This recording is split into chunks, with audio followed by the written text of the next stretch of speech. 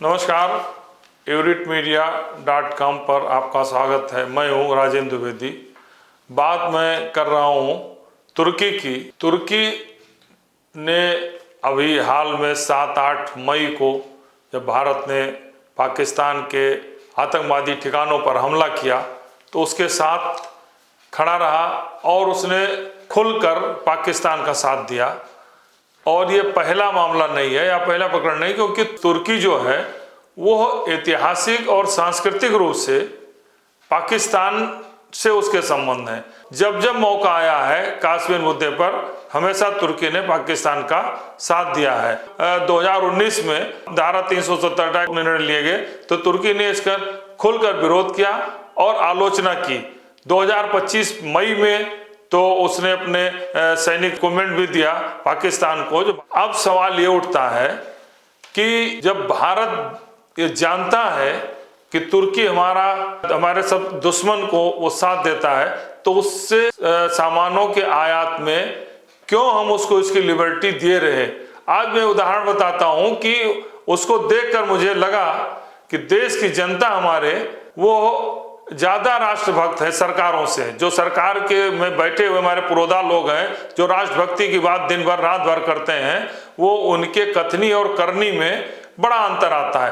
क्योंकि जब पता था कि तुर्की विरोधी है, पाकिस्तान की मदद करता है, तो फिर हम उससे मार्बल करीब 60 से 65% मार्बल जो है पूरे देश में जो आता है वो तुर्की से मंगाते क्यों मंगाते रहे।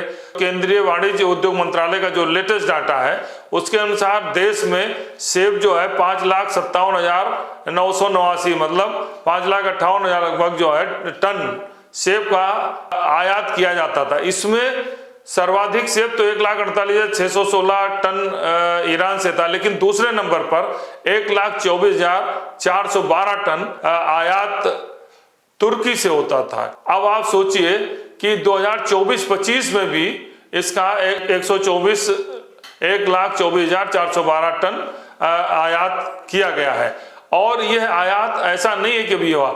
जब भारत का विरोध टर्की ने किया था 2019 में, उसके बाद आयात में अप्रत्याशित वृद्धि हुई। मैं डाटा बता रहा हूं, 2020-21 में 43,673 टन हम सेब आयात करते थे।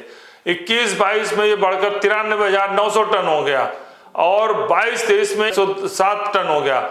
2023-24 में 117 टन हो गया और 2024-25 में 124 टन हो गया। भाई ऐसी क्या मजबूरी थी? जो हमारा देश का दुश्मन है और दुश्मन की मदद कर रहा है उससे हम सेब आयात करके और उस पर आयात शुल्क हमने बहुत ज्यादा नहीं लगाया। 24-25 में जब ये घटना घटित हो गई, तुर्की ने खुलकर पाकिस्तान किया। जब देश की जनता ने आवाज उठाई कि भाई तुर्की ने पाकिस्तान का साथ दिया, हम उसके सेब का बहिष्कार करें, उनको मार्बल मंगाएंगे, तब सरकार ने अभी आई है जानकारी की जो 50% शुल्क था वो 100% किया कि नहीं किया, ये भी अभी प्रोसेस में है कि कर दिया। ये भी स्पष्ट जानकारी कोई नहीं हुई। दूसरी तरफ राजस्थान के मार्बल्स व्यवसायियों ने 2,500 से अधिक जो तुर्की से टर्की सामान मंगाते थे उन्होंने उसको निरस्त कर दिया।